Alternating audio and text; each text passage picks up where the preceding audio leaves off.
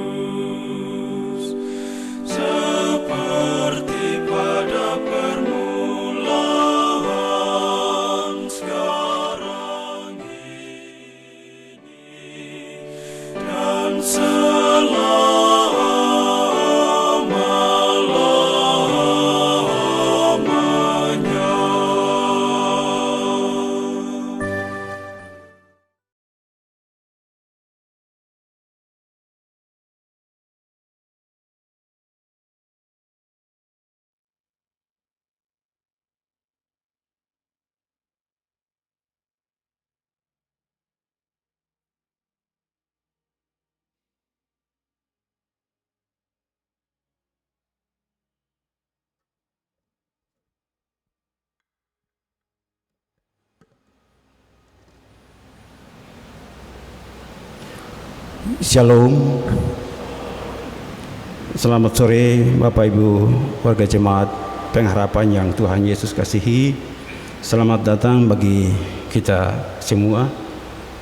Bapak Ibu yang dikasihi Tuhan Yesus Kristus, sebelum kita beribadah, kita akan mengikuti warta ibadah pada hari ini, Minggu tanggal 20 Agustus 2023.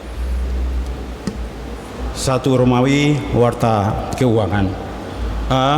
Penerimaan per tanggal 13 Agustus sampai dengan 19 Agustus 2023 sebesar 85.456.800 rupiah.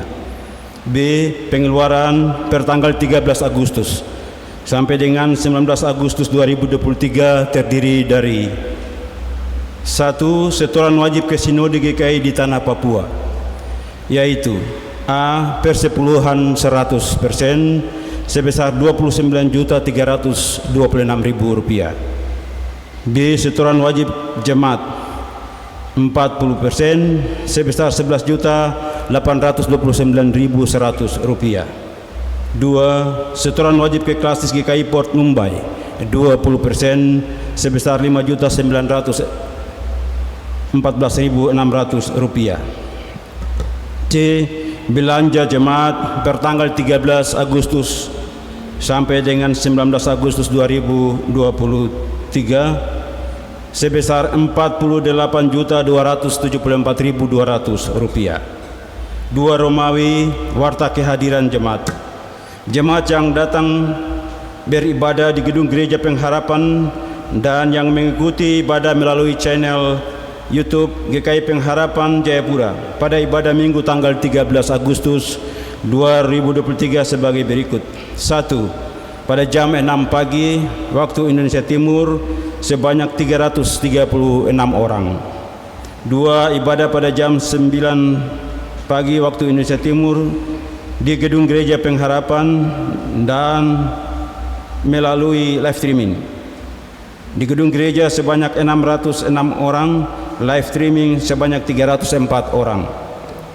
3. Ibadah pada jam 17.00 atau jam 5 sore waktu Indonesia Timur di gedung gereja sebanyak 310 orang. 3 Romawi warta ibadah. Ibadah Minggu tanggal 20 Agustus 2023 pada saat ini sebagai berikut. Ibadah jam 17.00 atau jam 5 sore akan dilayani oleh Bapak Pendeta Albert Faidiban STH. Majelis Piket Rayon Gajah Putih, pemain organ Bapak Jemi Eryap, Kantoria Ibu Penatua Mary Sroyer.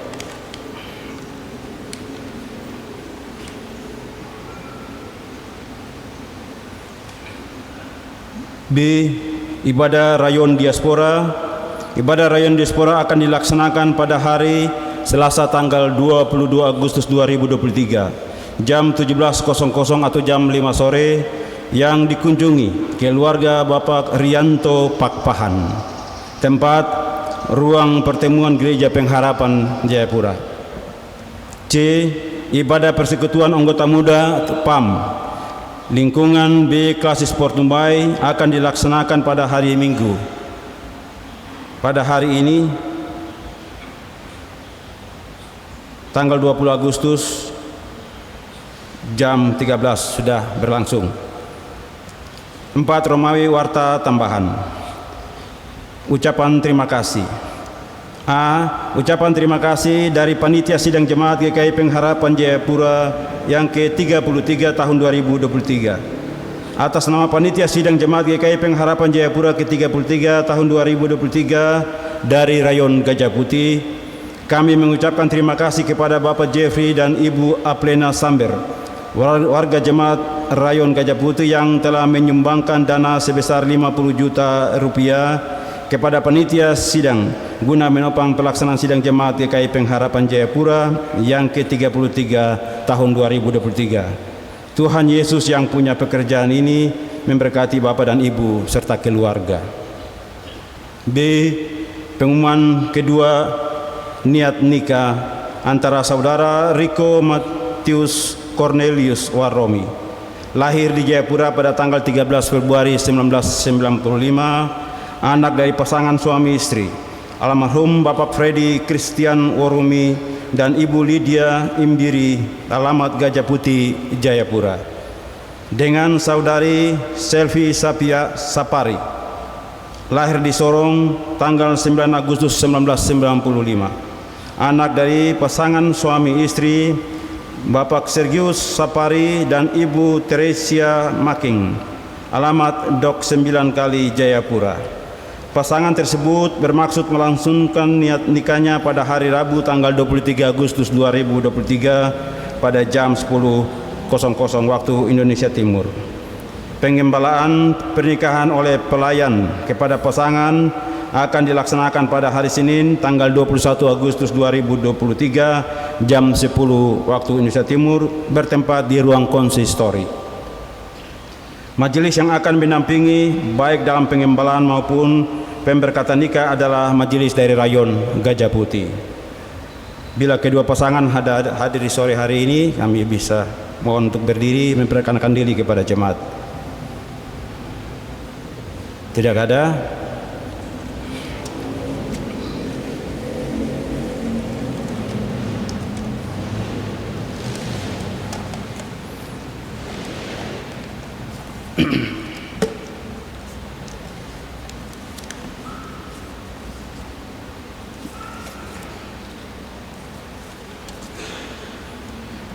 C. Perubahan jam ibadah minggu sore. Majelis terus menyampaikan kepada jemaat bahwa ibadah hari Minggu di Jemaat Pengharapan Jayapura yang biasanya dilaksanakan pada jam 16 atau jam 4 sore telah diundurkan ke jam 17.00 atau jam 5 sore di anggota jemaat baru. Bagi Bapak Ibu saudara-saudari jemaat yang bermaksud untuk bergabung dan terdaftar sebagai anggota jemaat GKI Pengharapan Jayapura, khususnya yang berdomisili di lingkungan 9 rayon pelayanan jemaat GKI Pengharapan Jayapura, dapat menghubungi majelis jemaat setempat atau melalui sekretariat jemaat.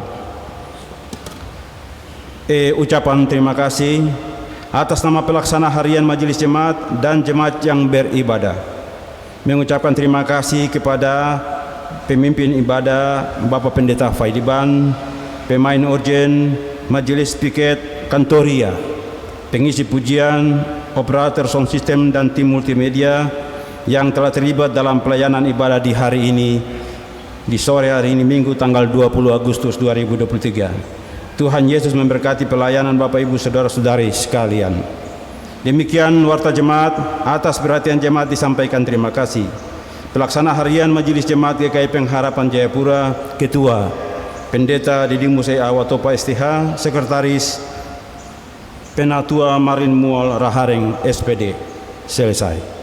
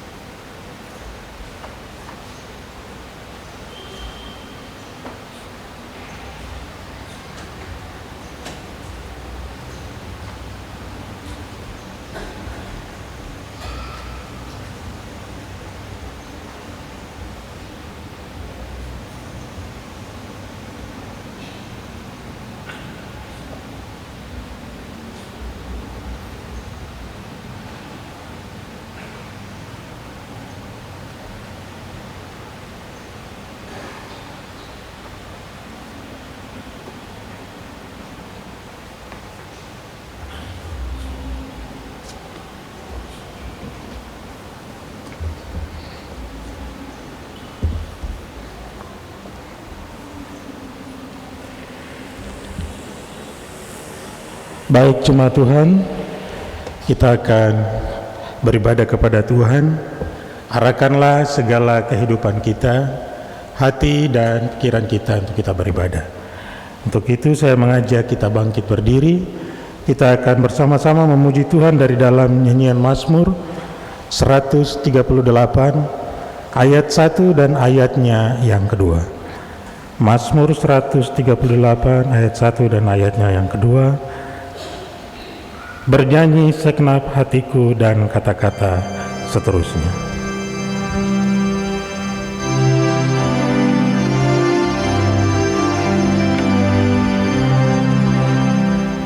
Bernyanyi segenap hatiku, ya Tuhan, mazmur pujian di muka yang fana di dunia.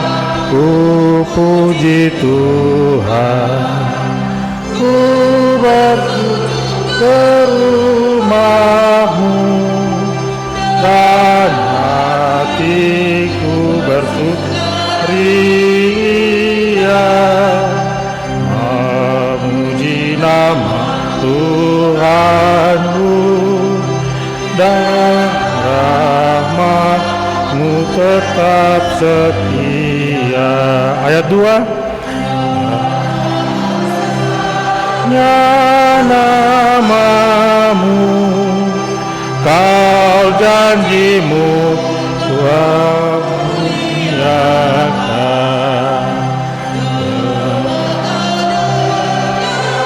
Suaraku dan hatiku Kau tetapkan.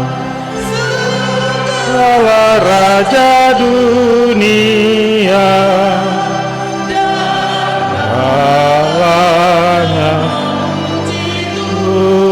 Tuhan telah mendengar sabdamu yang rahmat terteguhkan. Mari kita tabiskan ibadah kita. Ibadah yang kami langsungkan di petang hari ini, kami laksanakan dan kami letakkan di dalam nama Allah Bapa, di dalam nama Putramu Yesus Kristus, dan di dalam perantaraan dengan Roh Kudus. Amin. Kasih karunia dan damai sejahtera kiranya turun ke atas saudara-saudara sekalian. Jemaat disilakan duduk kembali. Bapak Ibu Jemaat, kita akan bermazmur bersama. Untuk itu Bapak Ibu Jemaat siapkan dari dalam Mazmur pasal 23. Kita akan membaca secara berbalas-balasan di dalam Mazmur pasal 23 ayat 1 sampai dengan ayatnya yang ke-6. Sekali lagi, Mazmur 23 ayat 1 hingga ayatnya yang ke-6. Kita akan membaca secara bergantian. Jemaat membaca bagian ayat yang ganjil dan pelayan firman akan membaca bagian ayatnya. Saya ulangi, jemaat membaca ayat yang genap dan pelayan firman membaca bagian ayatnya yang ganjil. Dengan judul Mazmur pujian kita, Tuhan Gembalaku yang baik. Demikianlah Mazmur Daud. Tuhan adalah gembalaku, takkan kekurangan aku.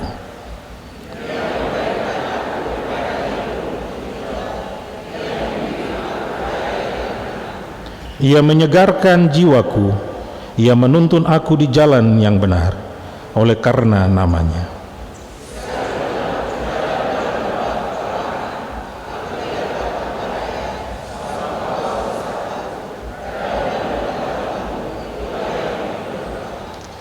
Engkau menyediakan hidangan bagiku di hadapan lawanku.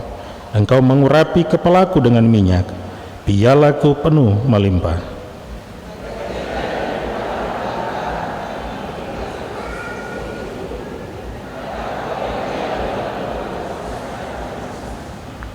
mengaminkan Mazmur pujian kita lanjutkan dalam Mazmur 38 pada ayatnya yang ketiga. Mazmur 138 ayat yang ketiga. Mereka kelak menyanyikan dan kata-kata seterusnya.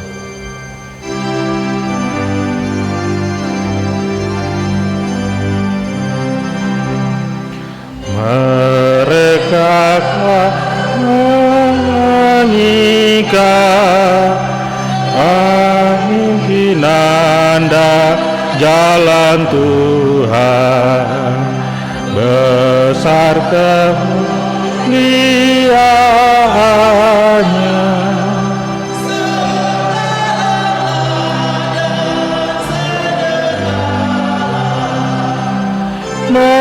Meskipun tinggi arasnya, dilihatnya segala orang, dilindungkannya yang rendah, yang bermegah hendak dibuang. Bapak Ibu Jemaat Tuhan, secara berturut-turut kita akan menyiapkan dari dalam nyanyian Mazmur 6 ayat 1 dan 2 kita nyanyikan setelah kita ada di dalam pengakuan dosa-dosa kita. Kita mengaminkannya dengan melakukan Mazmur 6 ayat 1 dan 2. Dan untuk menerima berita pengampunan dosa, kita akan melakukan dari dalam nyanyian Mazmur 6 pada ayatnya yang ketiga. Baik Bapak Ibu Jemaat Tuhan, dalam pengakuan dosa kita akan bersama-sama membuka dan membaca secara berbalas-balasan dari kitab Mazmur pasal 32 dari ayat 1 hingga ayatnya yang ke-6. Untuk mengaku dosa kita kepada Tuhan, kita akan membaca secara berbalas-balasan dari dalam kitab Mazmur pasal 32 ayat 1 hingga ayatnya yang ke-6 dengan perikop atau judul pembacaan kita, kebahagiaan orang yang diampuni dosanya. Saya akan baca bagian yang ganjil dan jemaat Tuhan akan membalasnya dengan membaca ayatnya yang genap. Demikianlah pengampunan dan pengakuan dosa kita kepada Tuhan. Dari Daud, nyanyian pengajaran. Berbahagialah orang yang diampuni pelanggarannya, yang dosanya ditutupi.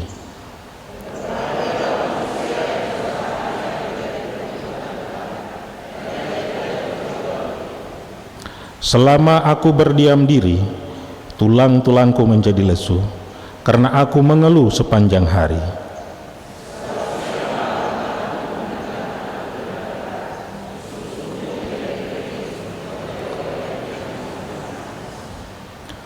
Dosaku kuberitahukan kepadamu, dan kesalahanku tidaklah kusembunyikan. Aku berkata, aku akan mengaku kepada Tuhan pelanggaran-pelanggaranku, dan Engkau mengampuni kesalahan karena dosaku.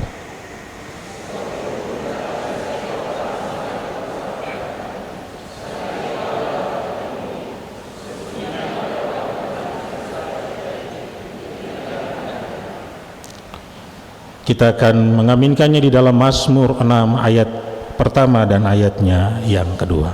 Sayangi aku Tuhan, dan kata-kata seterusnya.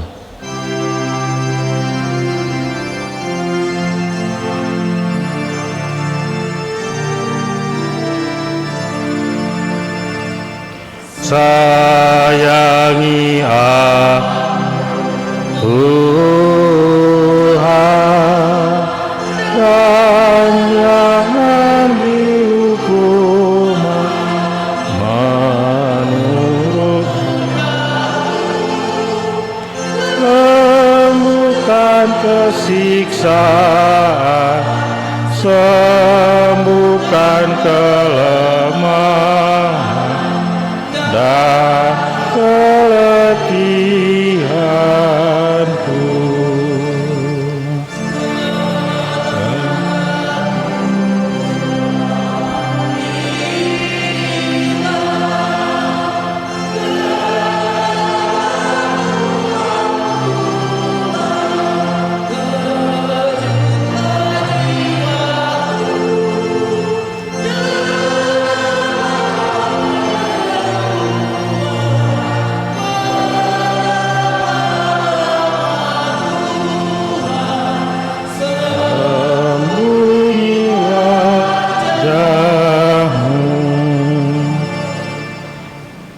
sebagai hamba Yesus Kristus, kami mengabarkan kepada saudara-saudara yang mengaku dosanya sungguh-sungguh akan keampunan dosa.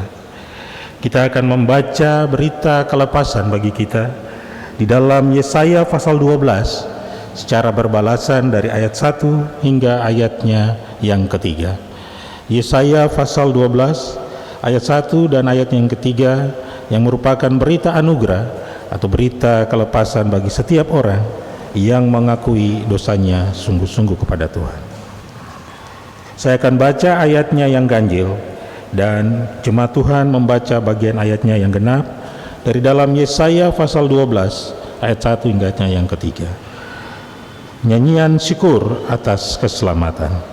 Demikian berita pembebasan dan berita anugerah bagi kita. Pada waktu itu engkau akan berkata, aku mau bersyukur kepadamu, ya Tuhan, karena sungguh pun engkau telah murka terhadap aku, tetapi murkamu telah turun dan engkau menghibur aku.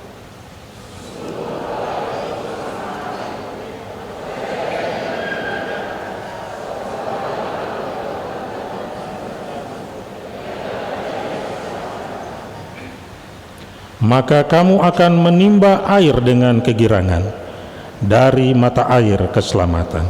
Mazmur 6 ayatnya yang ketiga. Kembalilah kiranya dan kata-kata seterusnya.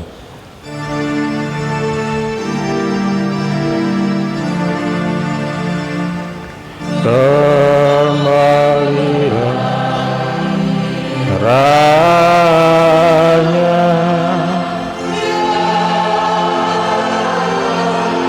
hanya engkau selamatku.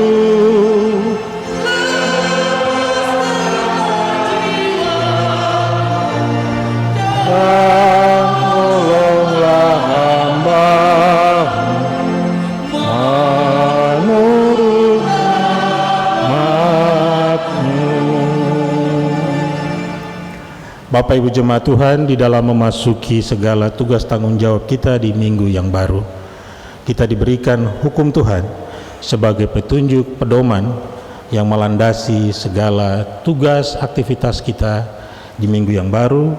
Oleh karena itu saya mengajak jemaat sekalian kita bangkit berdiri dan kita akan mendengarkan hukum Tuhan yang akan menjadi petunjuk hidup baru memasuki minggu kerja yang baru. Hukum Tuhan di saat sore hari ini atau petang hari ini terdapat di dalam Keluaran pasal 20 ayat 3 hingga ayatnya yang ke-17. Demikianlah hukum Tuhan bagi kita. Hukum yang pertama, jangan ada padamu Allah lain di hadapanku. Hukum yang kedua, jangan membuat bagimu patung yang menyerupai apapun yang ada di langit di atas atau yang ada di bawah, di bumi di bawah, atau yang ada di dalam air di bawah bumi. Jangan sujud menyembah kepadanya atau beribadah kepadanya, sebab aku Tuhan Allahmu adalah Allah yang cemburu, yang membalaskan kesalahan bapa kepada anak-anaknya, kepada keturunan yang ketiga dan keempat dari orang-orang yang membenci aku, tetapi yang menunjukkan kasih setia kepada beribu-ribu orang, yaitu mereka yang mengasihi aku dan yang berpegang pada perintah-perintahku. Hukum yang ketiga, jangan menyebut nama Tuhan Allahmu dengan sembarangan, sebab Tuhan akan memandang bersalah orang yang menyebut namanya dengan sembarangan. Hukum yang keempat, ingatlah dan kuduskanlah hari Sabat, 6 hari lamanya engkau akan bekerja dan melakukan segala pekerjaanmu, tetapi hari ketujuh adalah hari Sabat Tuhan Allahmu. Maka jangan melakukan sesuatu pekerjaan engkau atau anakmu laki-laki, anakmu perempuan, atau hewanmu, atau hambamu, atau anakmu laki-laki dan anakmu perempuan, hambamu perempuan dan hewanmu atau orang-orang yang di tempat kediamanmu. Hukum yang kelima, hormatilah ayahmu dan ibumu, supaya lanjut umurmu di tanah yang diberikan Tuhan Allahmu kepadamu. Hukum yang keenam, jangan membunuh. Hukum yang ketujuh, jangan berzinah. Hukum yang kedelapan, jangan mencuri. Hukum yang kesembilan, jangan mengucapkan saksi dusta tentang sesamamu. Dan hukum yang ke-10, jangan mengingini sesamamu, jangan mengingini istrinya, atau hambanya laki-laki atau hambanya perempuan, atau lembunya, atau keledainya, atau apapun yang dipunyai sesamamu manusia. Demikianlah hukum Tuhan, kiranya Roh Tuhan menolong kita, memampukan kita sekalian untuk melakukan segala titah dan perintah Tuhan, teristimewa di memasuki minggu kerja kita yang baru. Tuhan memberkati. Dipersilakan duduk kembali.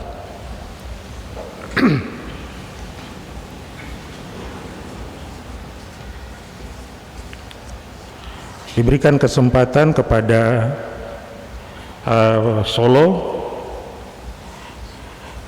atas nama Bapak atau Ibu ya, atas nama Ibu Syamas Debi Wakari. Dengan penuh kasih disilakan.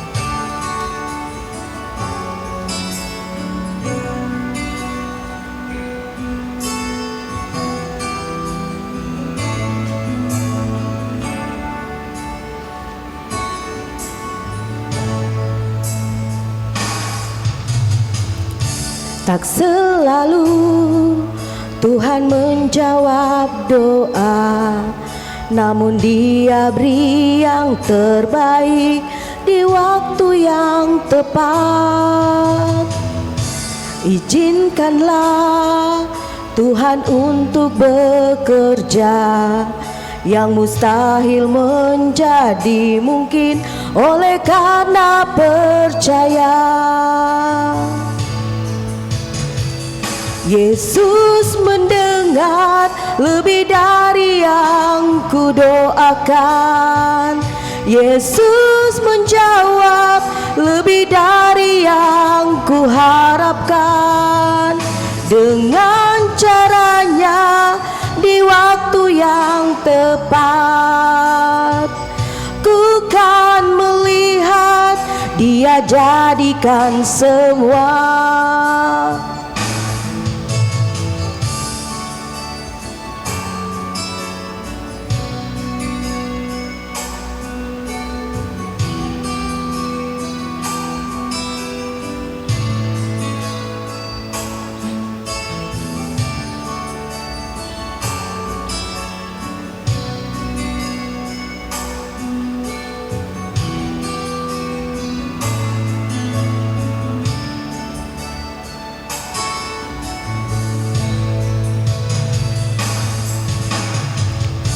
Tak selalu Tuhan menjawab doa, namun Dia beri yang terbaik di waktu yang tepat.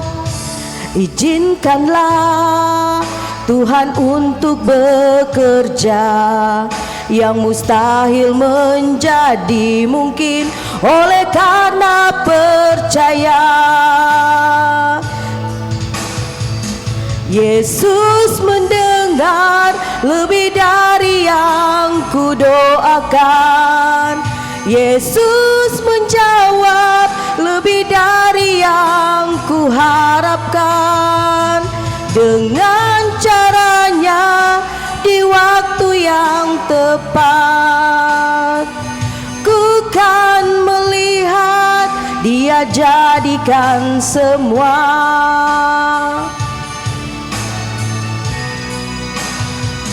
Yesus mendengar lebih dari yang kudoakan. Yesus menjawab lebih dari yang kuharapkan. Dengan caranya di waktu yang tepat, ku kan melihat jadikan semua. Ku kan melihat Dia jadikan semua. Terima kasih.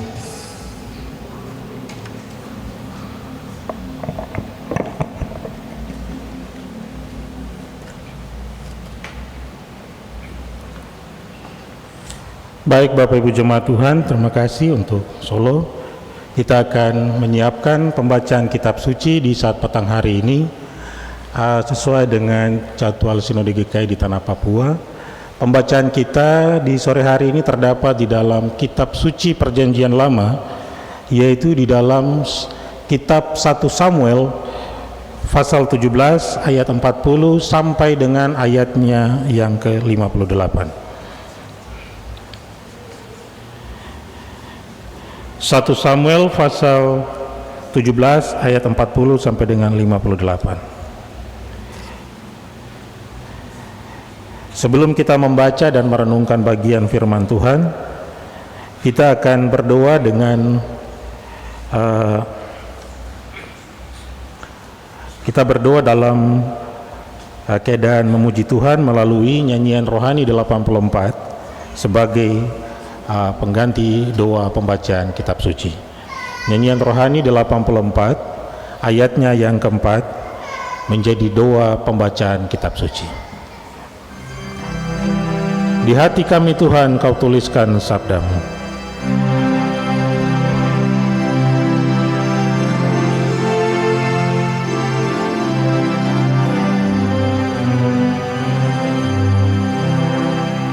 Di hati kami Tuhan, Kau tulis sabdamu,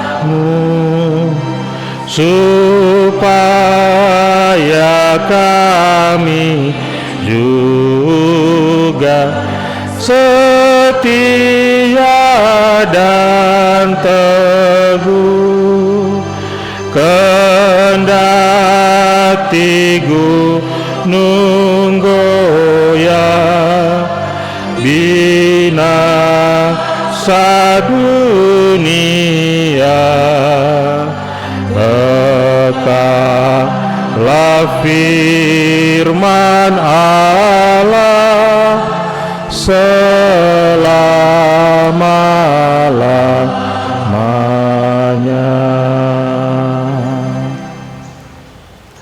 Baik jemaat Tuhan, saya akan membacakan pembacaan kitab suci bagi kita sekalian. Bapak Ibu jemaat, saudaraku dapat mengikuti pada Alkitabnya masing-masing.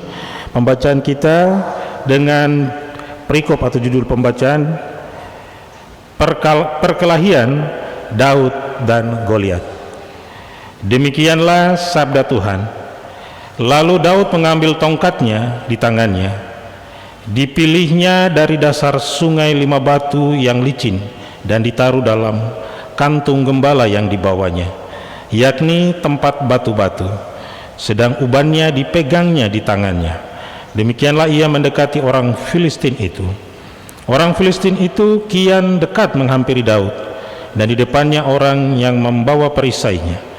Ketika orang Filistin itu menunjukkan pedangnya ke arah Daud serta melihat dia, dihinanya Daud itu karena ia masih muda, kemerah-merahan dan elok parasnya. Orang Filistin itu berkata kepada Daud, "Anjingkah aku, maka engkau mendatangi aku dengan tongkat?" Lalu demi para Allah orang Filistin itu mengutuki Daud. Pula orang Filistin itu berkata kepada Daud, "Hadapilah aku, maka aku akan memberikan dagingmu kepada burung-burung di udara dan kepada binatang-binatang di padang."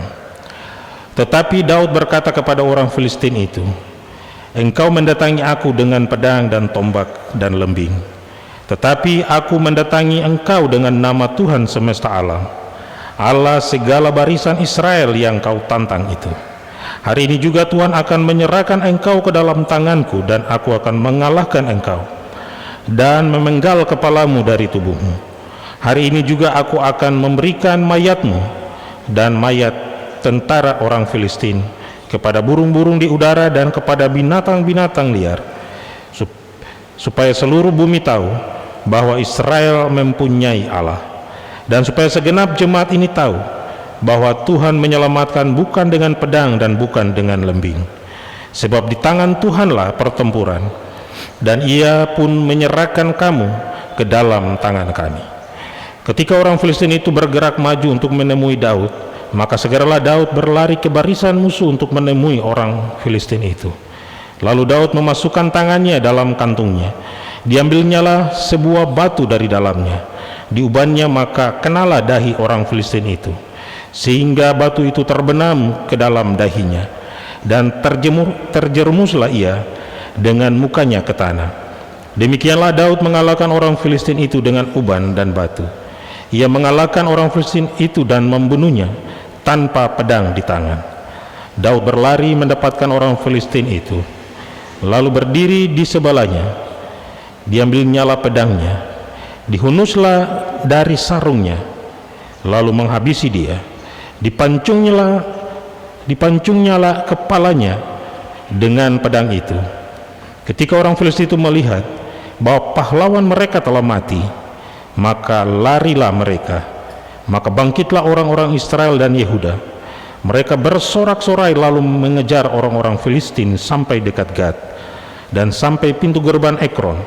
Dan orang-orang yang terbunuh dari orang Filistin bergelimpangan di jalan Kesaraim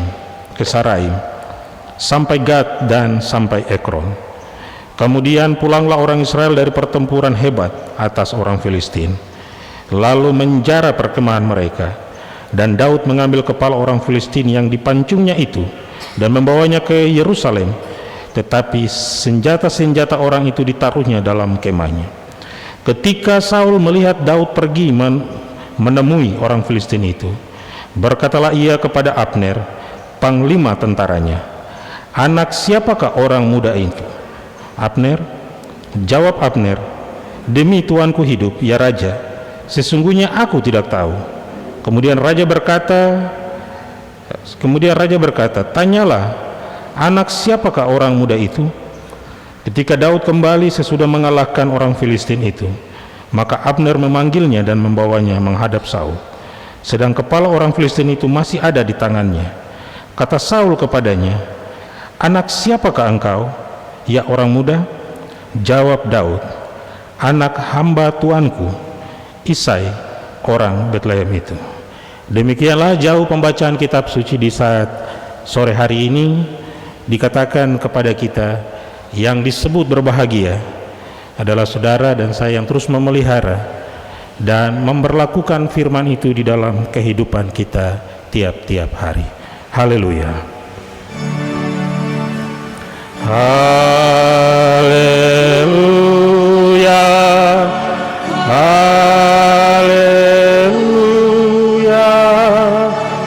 Haleluya.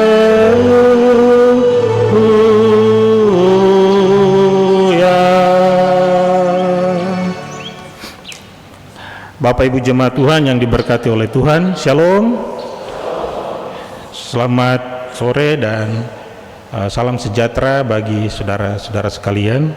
Pembacaan kita di saat sore hari ini menceritakan sebuah cerita yang sangat legendaris, sangat tersohor, yaitu kisah antara Daud vs Goliat. Dan tentu saja kisah ini bukan baru di pendengaran kita. Bahkan sejak kecil, barangkali di sekolah minggu atau sejak anak-anak, kisah ini sudah melegenda dalam kehidupan orang-orang Kristen.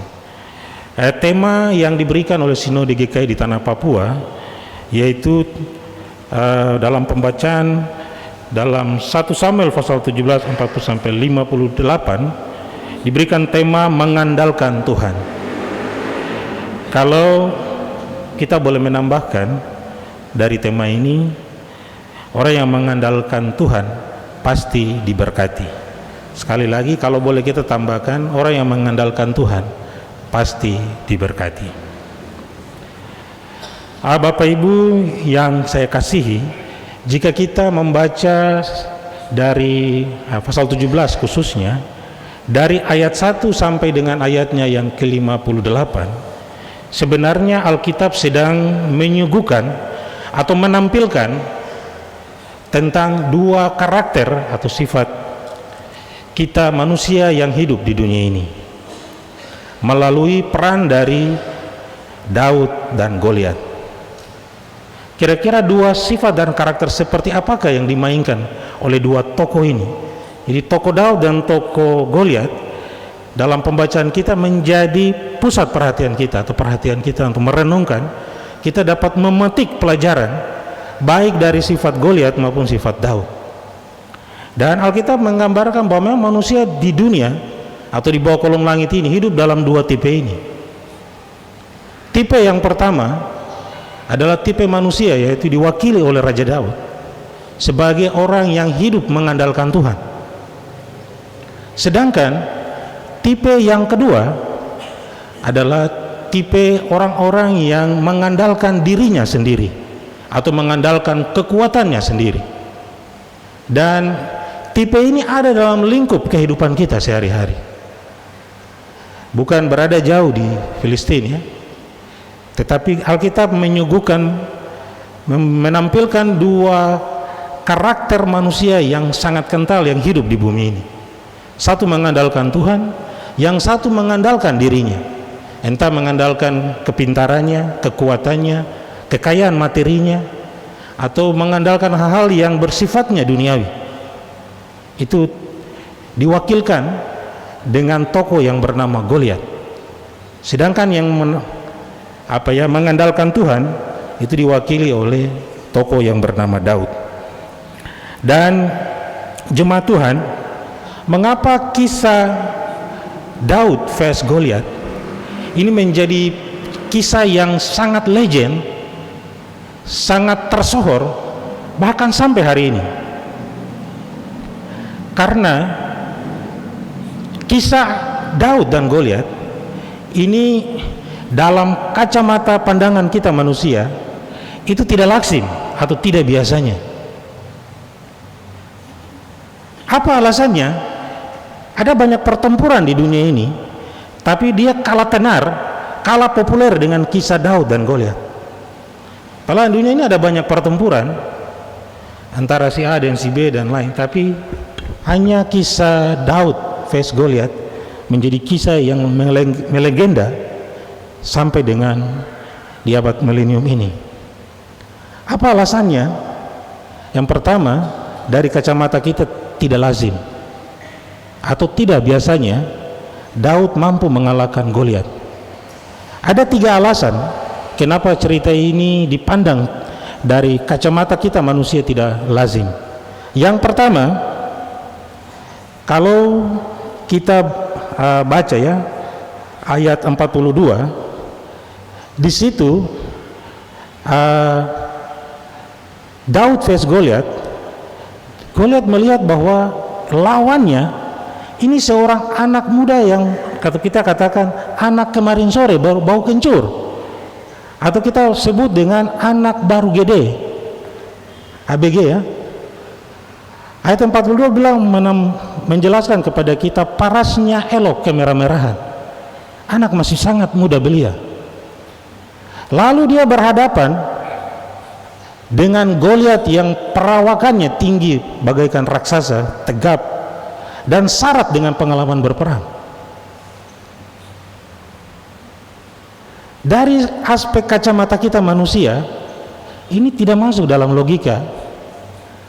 Masa kalau dalam dunia karate, ban hitam diperhadapkan dengan ban putih. Ban hitam ini sudah kelas simpai, saya guru. Dia lawan yang kelas pemula yang masih pakai ban putih. Ini tidak masuk akal dalam dunia nyata hari ini.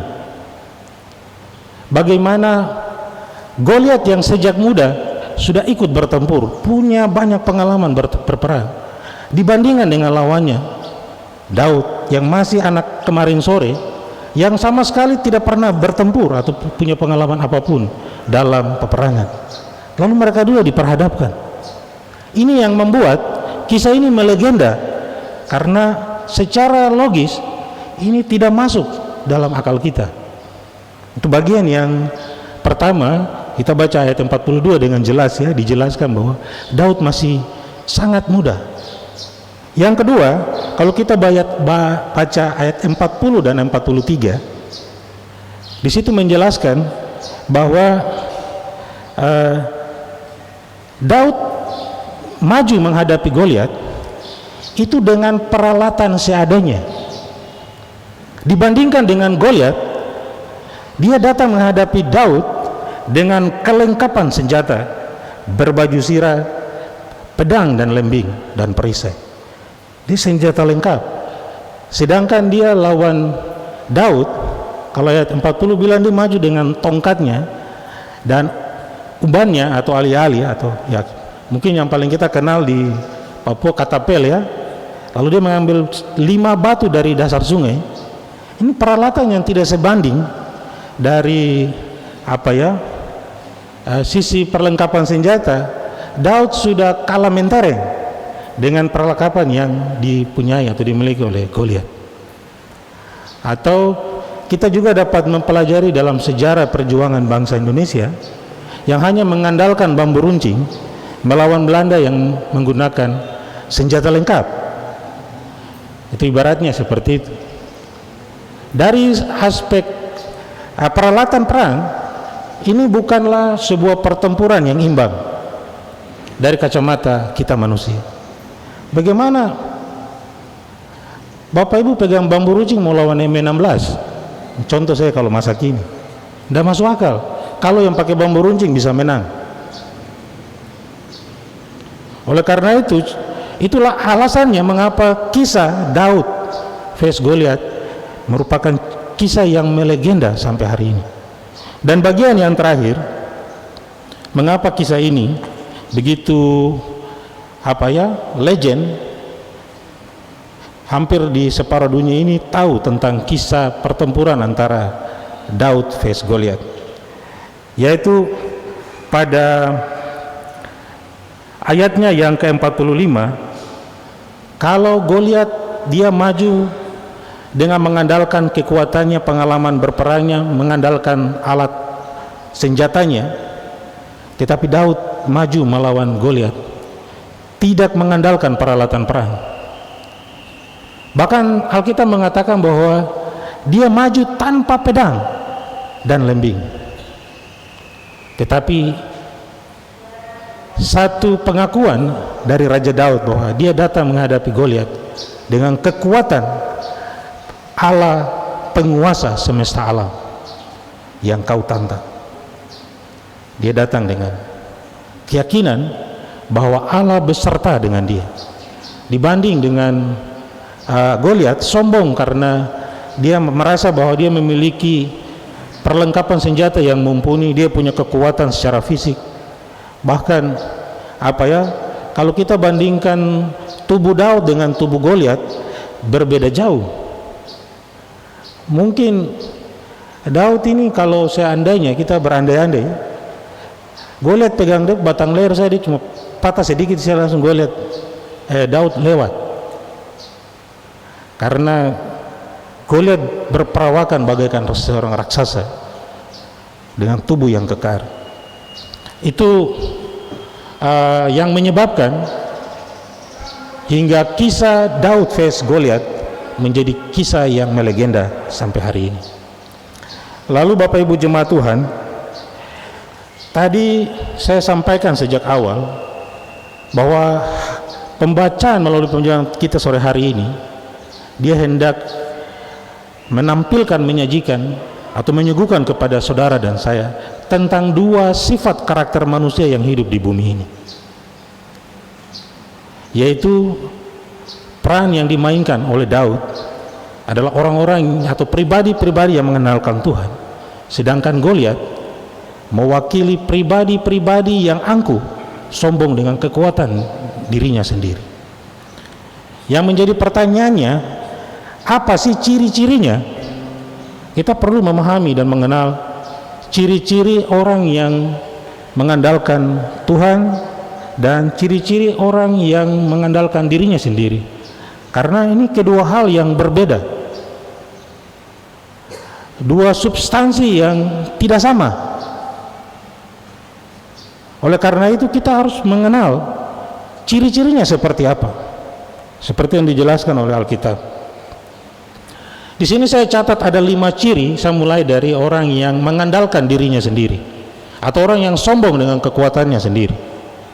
Ada 5 ciri yang saya catat, bisa lebih dari 5, tapi yang saya catat ada 5. Karakter atau sifat manusia yang mengandalkan diri sendiri, atau yang saya beri nama sendiri, yang terkena penyakit Goliat syndrome,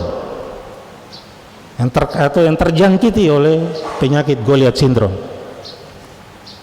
Ciri orang yang terkena penyakit Goliat syndrome, hal yang pertama bisa kita lihat adalah orang yang sombong dengan dirinya sendiri, atau dia puji diri sendiri, atau orang Papua bicara dalam bahasa sehari-hari, makam puji diri. Jadi sendiri cerita dia pakai kelebihan, dia sendiri cerita dia pakai kehebatan. Ini gejala pertama orang yang terkena penyakit Goliat syndrome. Dan mudah-mudahan sore hari ini gejala awal ini tidak ada di Bapak Ibu Saudara ya, yang suka makan puji diri atau ya menyombongkan dirinya sendiri. Ini gejala awal atau tanda-tanda awal Anda terkena penyakit Goliat syndrome. Yang kedua, orang yang suka memandang rendah atau meremehkan orang lain. Dia menganggap bahwa dia lebih unggul, lebih super, lebih dari orang lain, lebih ganteng, lebih cantik, lebih pintar, lebih kuat, dan lain-lain. Ini gejala yang kedua ya, yang mudah-mudahan Bapak Ibu Saudaraku yang hadir sore hari ini tidak ditemukan ya dalam diri kita ada gejala-gejala ini ya. Suka memandang rendah orang lain, merasa diri superior. Oleh karena itu layaknya Daud face Goliat, karena Goliat melihat bahwa Daud ini baru anak kemarin sore, dia bisa apa ya untuk melawan saya sebagai seorang tentara yang sudah syarat berpengalaman, dan bahkan postur tubuh saya sudah beda. Dia anggap Daud ini sebuah bocil, anak kecil yang tidak bisa buat apa-apa. Justru dia memandang rendah atau dia menganggap bahwa dia jauh lebih unggul dari Daud. Justru itulah titik kelemahannya. Dan di situ Allah membalikan keadaan.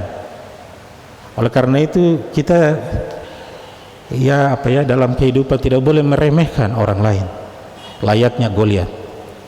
Itu tanda-tanda terkena penyakit Goliat syndrome yang kedua.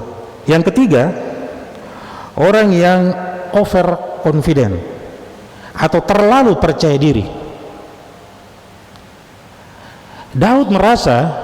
Goliat merasa bahwa dia tidak sebanding kekuatannya dengan kekuatan Daud, tidak sebanding dengan dirinya.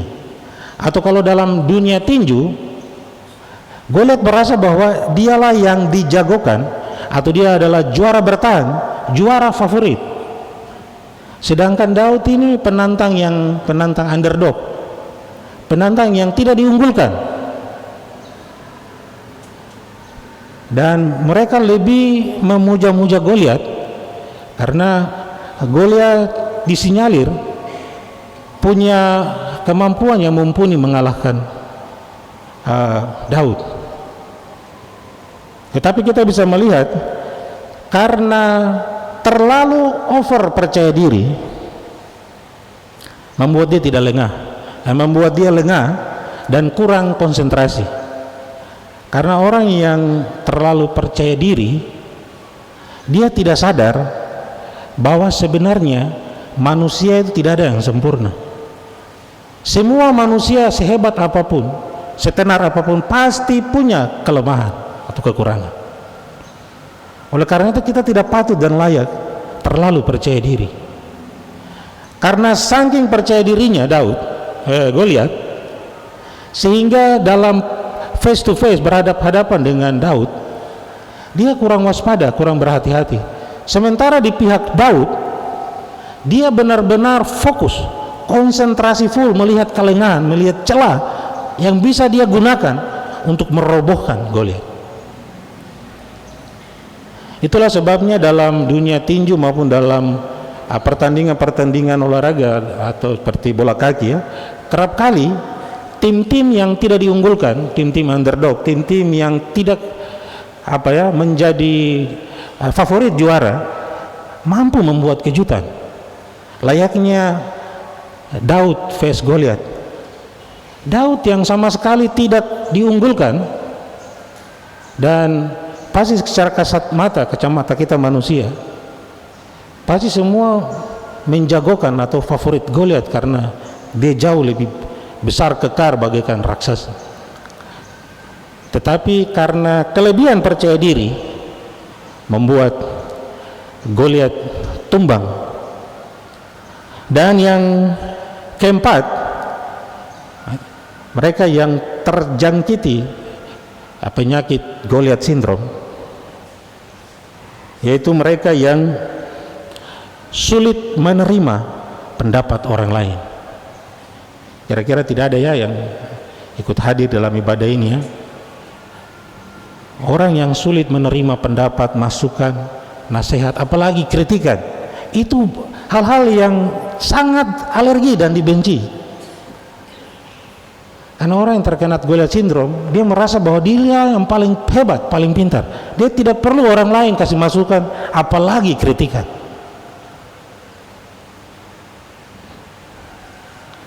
Dan yang kelima, orang yang terkena penyakit Goliat syndrome adalah orang yang menganggap bahwa Tuhan itu hanyalah formalitas, atau Tuhan itu adalah cerita fiksi, cerita khayalan atau dongeng. Hal ini bisa kita jumpai di dalam masyarakat yang semakin modern, masyarakat di abad milenium, yang karena tingkatan akademisi yang begitu kuat, akhirnya posisi Tuhan digeserkan, dan mereka menganggap bahwa ilmu pengetahuan dan teknologi menjadi Tuhan di abad milenium, dan kuasa Tuhan mulai digeserkan dari posisi. Atau yang lebih kita kenal dengan kalangan ateis. Dan Bapak Ibu, saya sampaikan bahwa orang yang terkena penyakit Goliat syndrome itu bisa saja terjadi di lingkup kehidupan persekutuan jemaat. Bukan kita membayangkan bahwa karena kita sudah jadi orang Kristen, ke gereja, tahu Tuhan Yesus, baca Alkitab, rajin aktif dalam pelayanan, rajin memberikan persembahan dan otomatis kita jadi Daud. Oh, enggak, sabar dulu. Karena penyakit Goliat syndrome bisa menyerang siapapun, bahkan di dalam kehidupan persekutuan jemaat.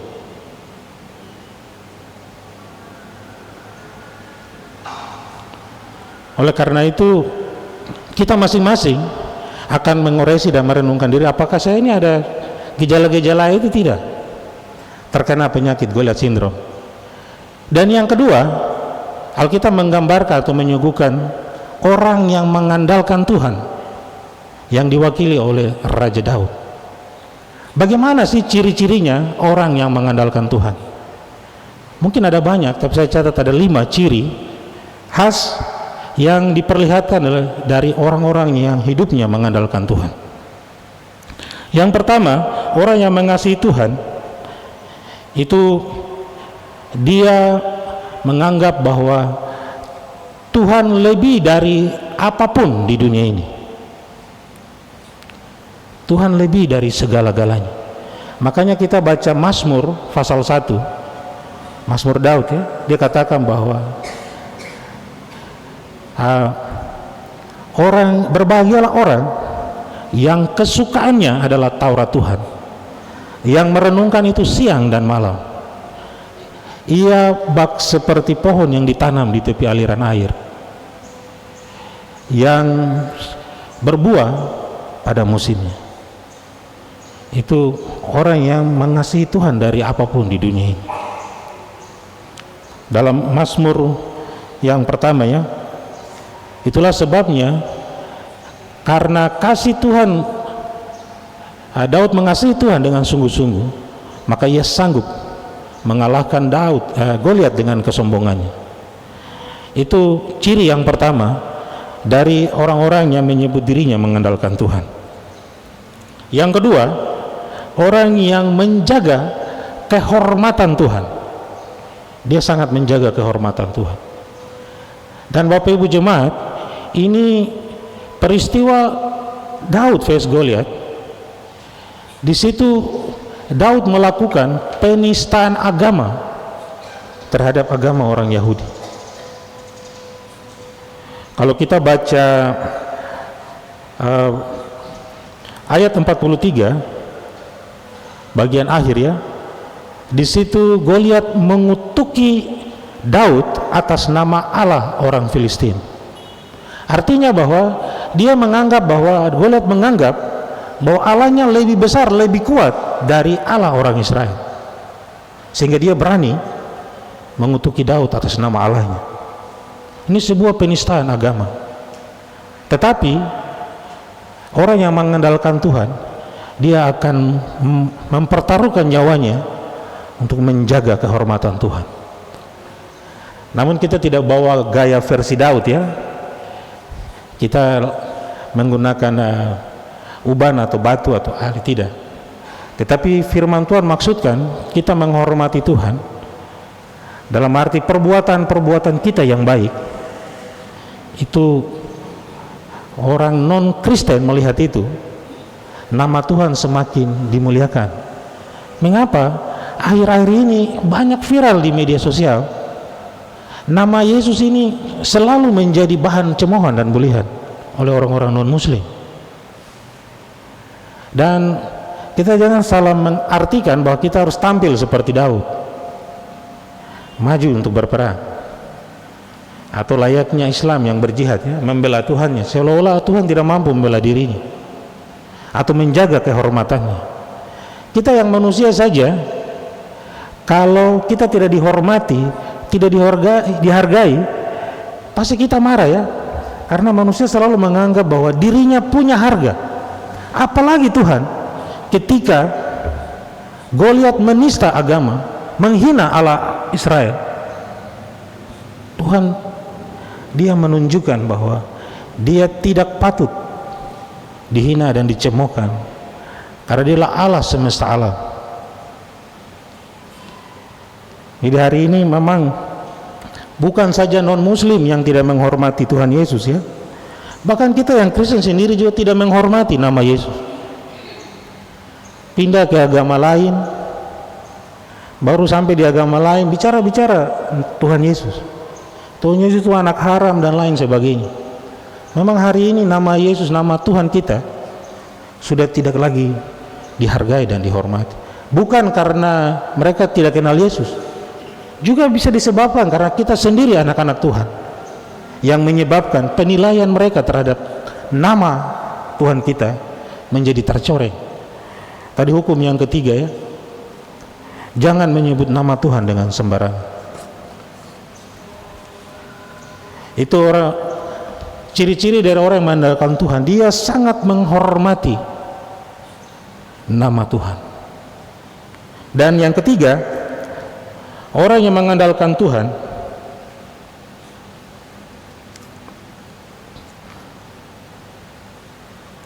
yaitu orang yang tidak saja mengakui Tuhan hanya di bibir mulutnya saja. Sekali lagi ya, orang yang mengandalkan Tuhan bukan hanya sekedar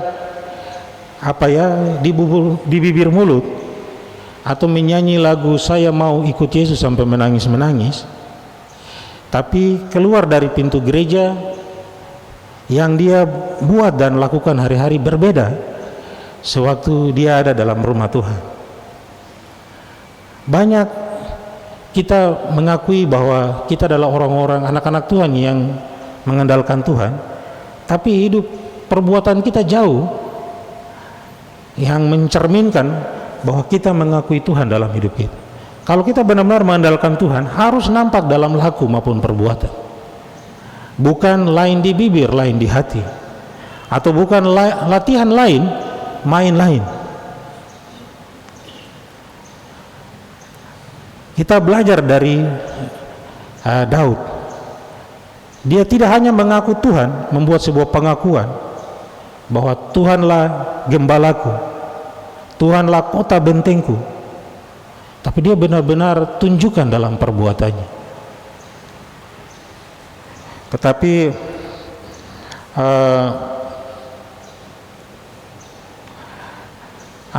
pendeta membuat perbandingan ya, mengapa hari ini banyak orang Kristen disoroti, dicemooh, dibully. Satu contoh yang konkret ya, waktu saya tugas di Merauke, itu di Merauke ini daerah transmigrasi terbesar di Papua, sehingga praktis jumlah komunitas Muslim jauh lebih besar dari orang Kristen, apalagi GKI, karena sana wilayah pelayanan Katolik. Dan saya tugas di sebuah markas batalion 755 Kostrad Yalet. Itu tentaranya itu lebih banyak Muslim ketimbang tentara yang Nasrani. Dan mereka memberi penilaian antara Natal Fest Idul Fitri. Mereka bilang kalau Idul Fitri ini Muhammad pada saat dia mau menerima Al-Quran atau wahyu dari Tuhan melalui malaikat Jibril, itu seluruh umat Muslim di seluruh dunia puasa selama 1 bulan. Mereka menahan nafsu, bahkan menahan lapar dan haus. Padahal Al-Quran sama sekali tidak menjamin keselamatan. Kita Natal orang Kristen yang mengakui bahwa posisi Yesus adalah pintu. Karena Yesus bilang, barang siapa tidak melalui aku, ia tak akan pernah berjumpa dengan Bapa di sorga. Kan akulah pintu. Tapi cara kita orang Kristen menerima hari kelahiran, menyambut kedatangan Tuhan Yesus yang adalah juru selamat, bukan bagi kita Kristen saja, bagi dunia ini. Justru bulan-bulan Januari, Februari orang mabuk kurang di kota Jayapura ya. Toko-toko minuman juga kurang laku. Tapi kalau sudah masuk bulan-bulan Ber, itu kota Jayapura ini kita bingung karena banyak orang mabuk. Ini menjadi sorotan. Kita dikritik oleh non-Muslim, non-Kristen, bahwa kok begitu ya? Katanya orang Kristen mengaku-ngaku kalau Tuhan Yesusnya itu juru selamat, jalan keselamatan. Kok cara menyambut kedatangan dia caranya begitu? Kita yang Al-Quran yang kata orang Kristen tidak menjadi jaminan keselamatan, kita puasa, kita menahan keinginan daging ini. Ini yang disebut dengan kita hanya bicara di mulut, tetapi hati dan perbuatan kita jauh sekali. Ini bukan tipe orang yang mengandalkan Tuhan, ini terkena Goliat syndrome. Dan bagian yang keempat dari orang yang mengandalkan Tuhan adalah orang yang sadar bahwa semua yang dia gapai, semua yang dia raih, semua yang dia peroleh, baik itu kepintaran, kepandaian, berkat-berkat materi, dan segala kecakapan dan keterampilan yang dimilikinya, itu datang dari Tuhan, berasal dari Tuhan, bukan dari hasil kerjanya atau datang dari dirinya sendiri. Itu orang yang mengandalkan Tuhan, dia sadar. Makanya kalau kita baca Mazmur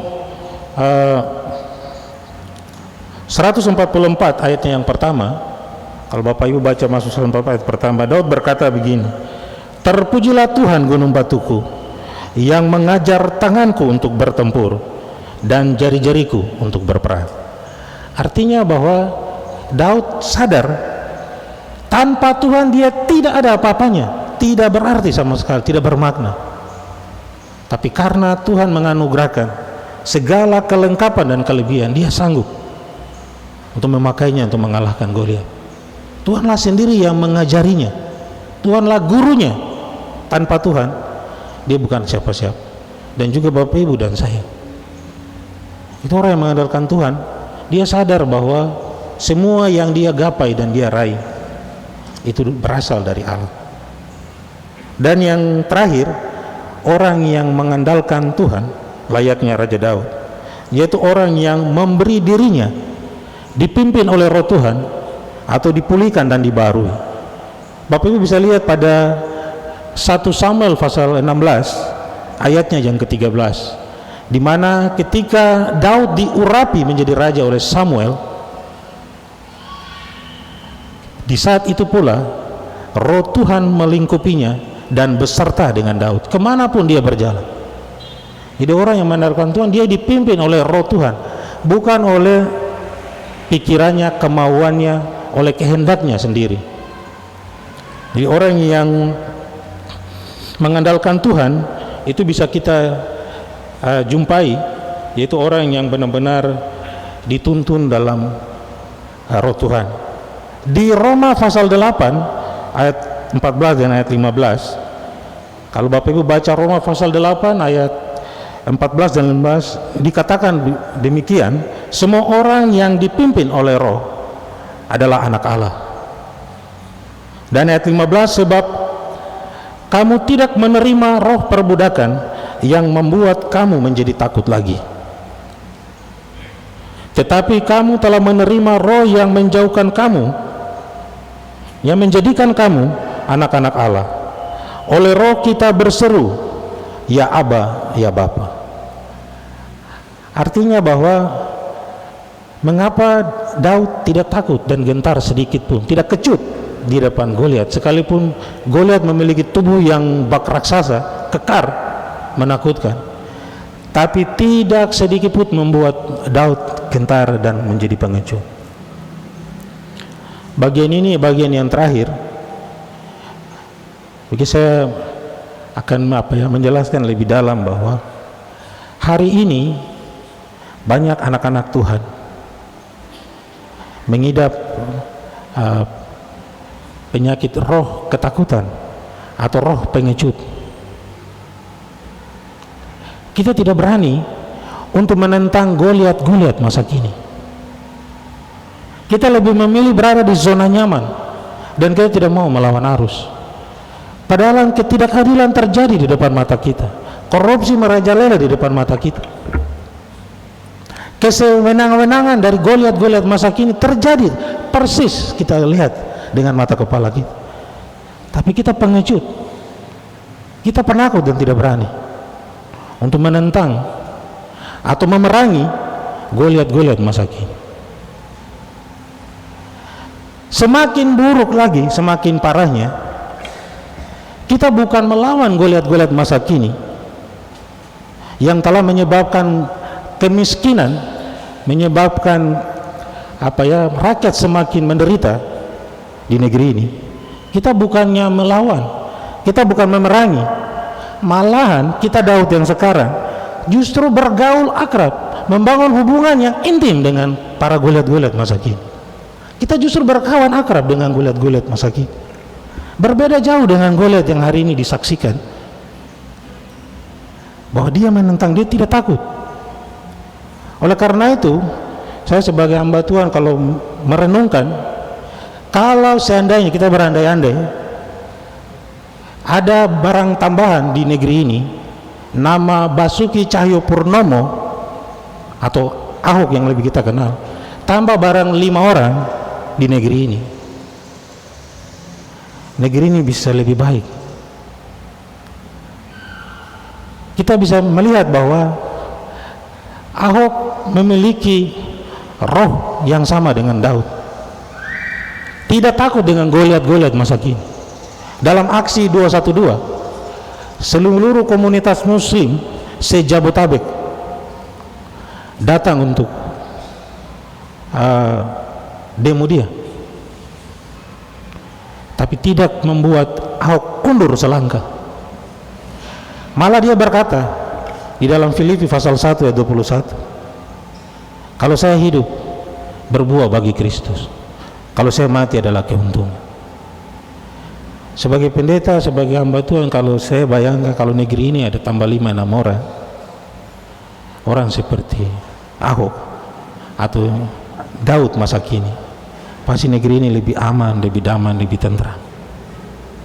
Tapi sayangnya Daud yang sekarang justru bergaul, berteman akrab, membangun kolega yang baik dengan Goliat. Dia bukan melawan, bukan menentang, bukan merobohkan. Layaknya Daud merobohkan Goliat si raksasa itu. Bapak Ibu, yang terakhir, apa alasan, apa sih yang menjadi latar belakang sehingga Alkitab, kitab suci atau pembacaan kita pada sore hari ini memberikan amanat atau menganjurkan kepada saudara dan saya bahwa kita harus mengandalkan Tuhan dan tidak boleh mengandalkan diri kita sendiri atau kekuatan kita sendiri. Ini bukan, Alkitab hanya menyuruh kita tanpa alasan, tanpa dasar. Apa alasannya? Mengapa Alkitab membawa kita kepada perenungan bahwa hanya Tuhanlah yang patut dan layak kita andalkan?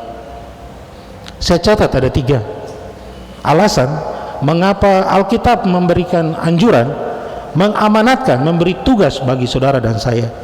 Kalau hari ini saudara masih mengandalkan diri sendiri, masih ada anugerah, berubahlah dan berbaliklah, andalkan Tuhan. Alasan yang pertama, mengapa orang mengandalkan mengapa Alkitab mengajarkan kita mengandalkan Tuhan?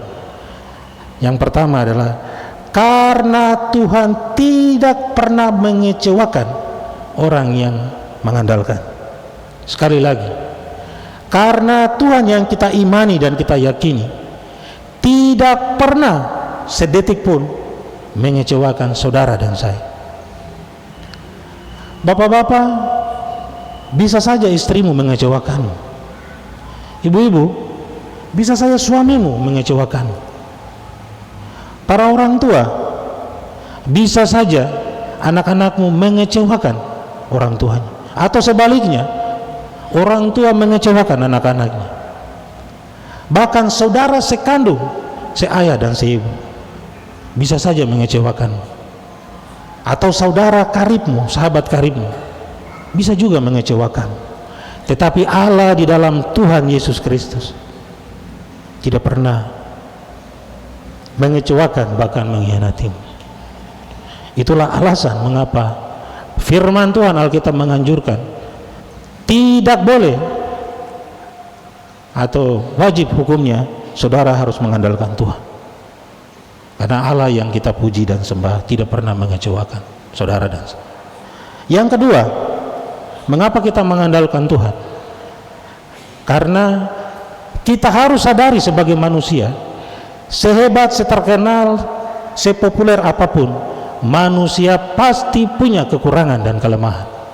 Tidak ada manusia yang sempurna, tidak ada manusia yang tidak bernoda dan bercacat.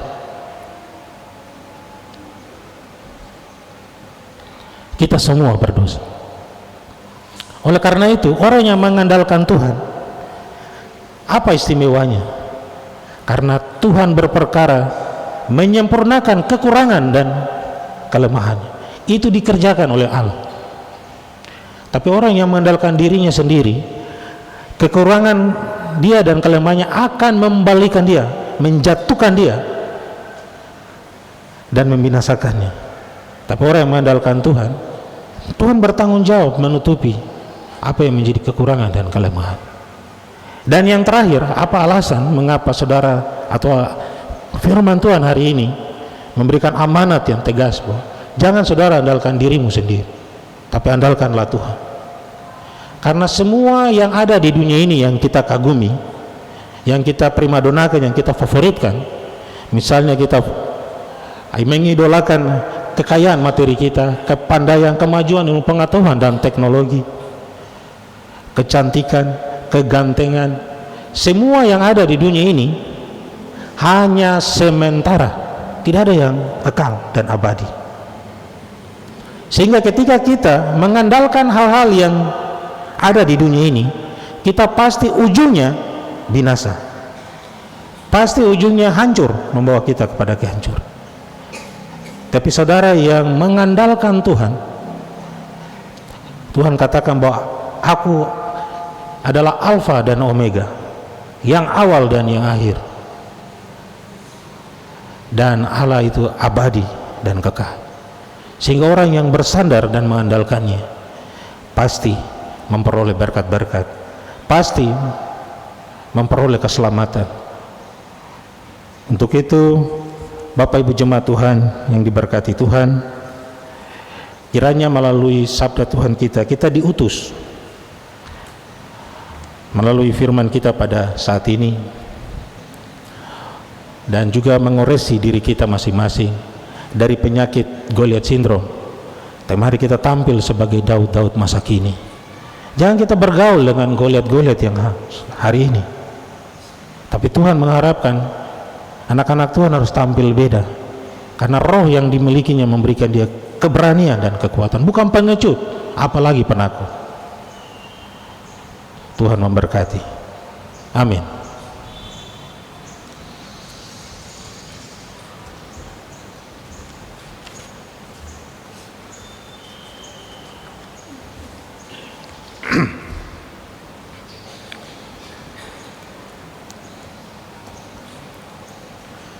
Bapak Ibu jemaat Tuhan, untuk merespon pemberitaan firman Tuhan di saat sore menjelang malam hari ini, kita akan mempersiapkan persembahan syukur kita. Untuk mengiringi jalannya persembahan syukur, kita memuji Tuhan bersama-sama di dalam Mazmur 105 ayat 1 dan seterusnya hingga selesai persembahan syukur dijalankan. Sementara Bapak Ibu jemaat mempersiapkan persembahan syukur untuk dipersembahkan bagi Tuhan, kita diingatkan oleh kata-kata firman Tuhan. Tuhan memberkati setiap orang yang memberi dengan sukacita. Ucap syukur dan puji hua dengan sembahyang dan berdoa dan kata-kata selanjutnya.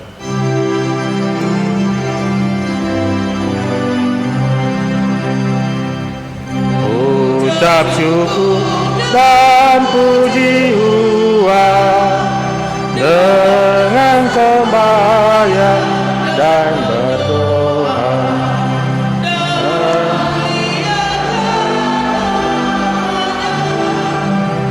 Masukkan perbuatan segala bangsa mendengar.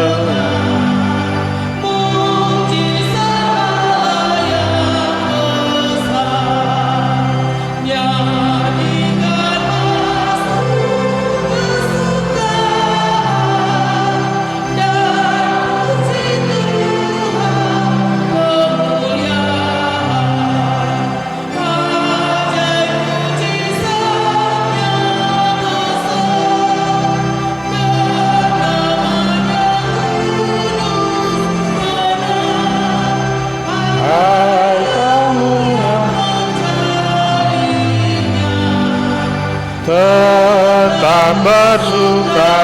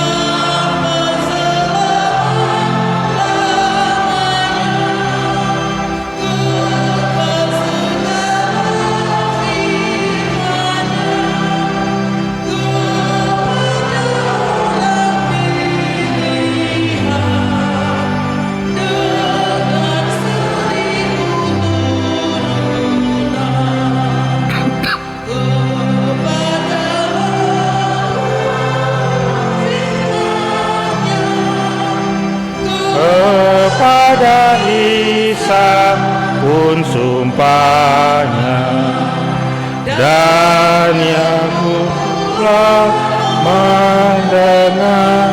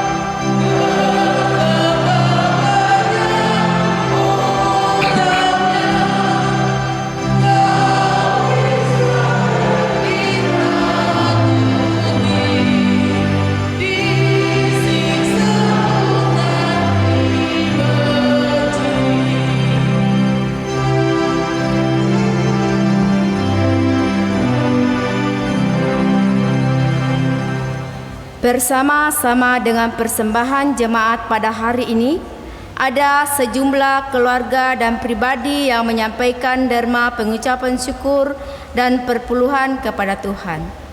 Jumlah keluarga dan pribadi yang memberikan persembahan pengucapan syukur sebanyak 1 keluarga. Jumlah keluarga dan pribadi yang memberikan persembahan perpuluhan sebanyak 1 keluarga. Daftar nama keluarga dan pribadi yang memberi persembahan pengucapan syukur dan perpuluhan dapat dilihat pada layar Infokus. Demikian mohon didoakan oleh pelayan firman. Mari Bapak Ibu Jemaat Tuhan, kita bawa seluruh pemberian kita sebagai tanda ungkapan syukur kepada Tuhan. Kita berdoa. Ya Bapa di sorga, pemberian kami saat ini yang telah dibacakan oleh hamba-Mu, para majelis, Tuhan mengenal satu persatu. Tuhan memberkati dan Tuhan menjawab seturut dengan kebutuhan mereka masing-masing, sehingga umat-Mu merasakan bahwa Engkau hadir dalam setiap segenap kehidupan umat-Mu. Berkati semua tangan-tangan yang mengelola berkat-berkat-Mu, sehingga menopang dan memperlancar perluasan kerajaan Allah secara khusus di tengah-tengah jemaat pengharapan, tetapi juga secara klasis dan sinodal GKI di Tanah Papua. Terima kasih Bapa di sorga, kami semua lewat pemberian kami sadari bahwa semua yang kami raih, kami gapai, kami dapati berasal dari Allah. Sudah sepantasnya kami datang dengan penuh ungkapan syukur, terutama diri kami yang hendak kami berikan kepadamu. Ini doa kami ya Bapa di sorga, demi Kristus sumber berkat kami berdoa. Amin.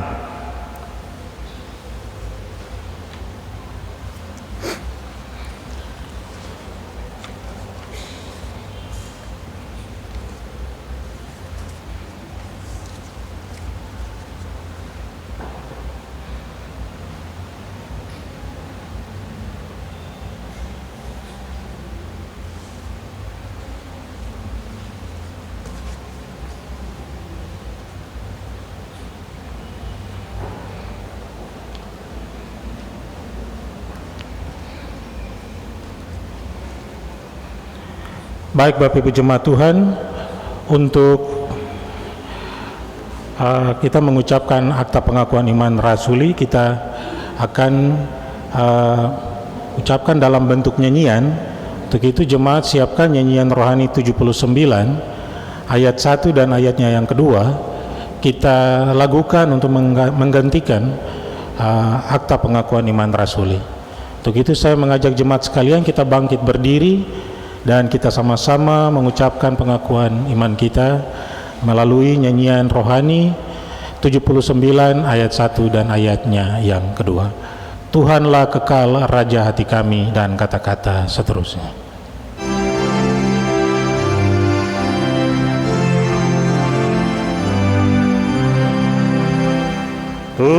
Tuhanlah kekal raja hati kami, kami tak sesat ikut firman-Mu, beriman teguh pada jalan damai. Bimbing kami pun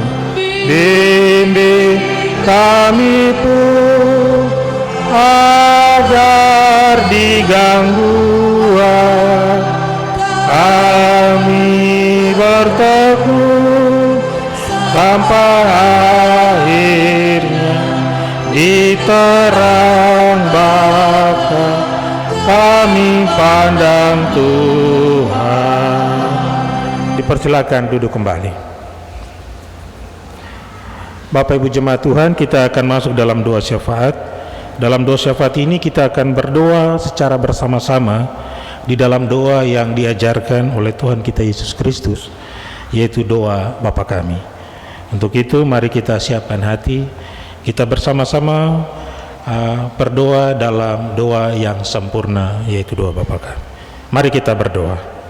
Bapa kami yang di sorga, dikuduskanlah nama-Mu, datanglah kerajaan-Mu, jadilah kehendak-Mu di bumi seperti di sorga.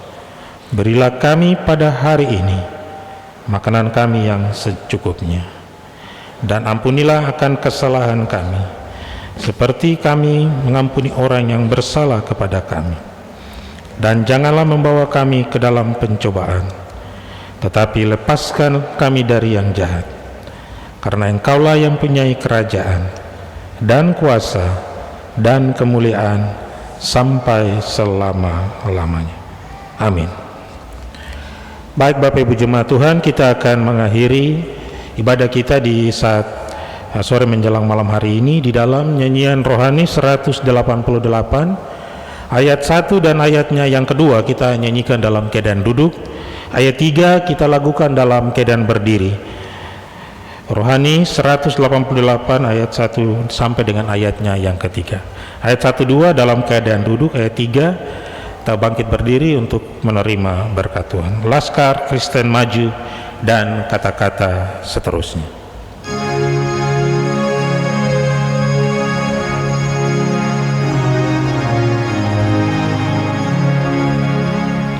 Laskar Kristen maju, masuklah perang, iring pala Yesus, pasti kau menang. Kristuslah penganjur, jangan menyerah,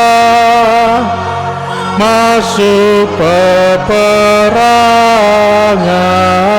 lihat panjinya. Laskar Kristen maju, maju, masuklah perang, iring pala Yesus, nanti kau menang. Meski abad-abad lalu dan lenyap, barisan jemaat berteguh tetap, kita pun serdadu tentara kudus, di jejak penganjur jalanlah terus. Laskar masuklah perang, iring pala Yesus, nanti kau menang. Mereka terbagi badan satulah, berkepala satu, satu sabdanya, satu pengasihan, satulah iman, satu pengharapan mempersatukan. Laskar Kristen maju, masuklah perang, iring pala Yesus, nanti kau menang. Mari kita berdoa untuk menerima berkat Tuhan. Bapa di sorga, terima kasih atas sabdamu. Kami sadari bahwa kerap kali kami masih diliputi penyakit Goliat Syndrome dalam hidup kami. Mari Tuhan, pulihkan dan barohi kami. Ampunilah dan sayangilah kami, agar kami mau menjadikan hidup ini hanya mengandalkan Tuhan dalam kuasa-Mu, agar hidup kami semakin dikuatkan, semakin diberkati, dan semakin berjalan di dalam kasih dan kehendak. Pulanglah dalam damai dan sejahtera, dan terimalah berkat Tuhan. Pengasihan abadi dari tata Allah Bapa di sorga, anugerah Tuhan kami Yesus Kristus yang melampaui segala akal dan pikiran kita, dan di dalam persekutuan dengan Roh Kudus akan turun beserta dengan kita mulai dari hari ini terus sampai selama-lamanya.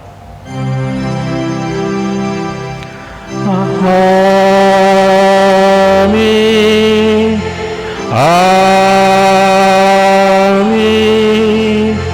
Amin.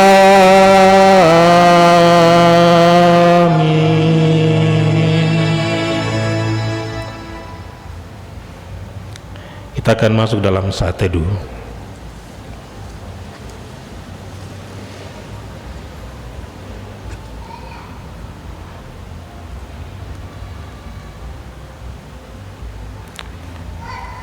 Selesai? Baik Bapak Ibu jemaat Tuhan, Shalom dan selamat malam dan salam sejahtera bagi kita sekalian.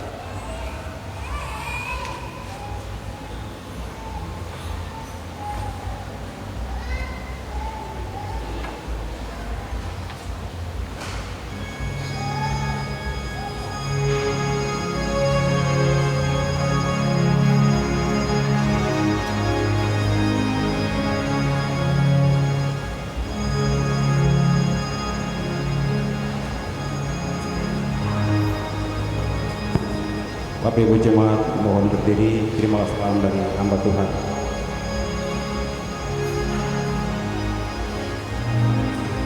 Baik Bapak Ibu Jemaat, terima kasih atas kehadirannya di saat sore ini. Kiranya firman Tuhan menjadi bekal bagi kita memasuki segala tugas, tanggung jawab, dan aktivitas kita di minggu kerja yang baru. Shalom dan salam.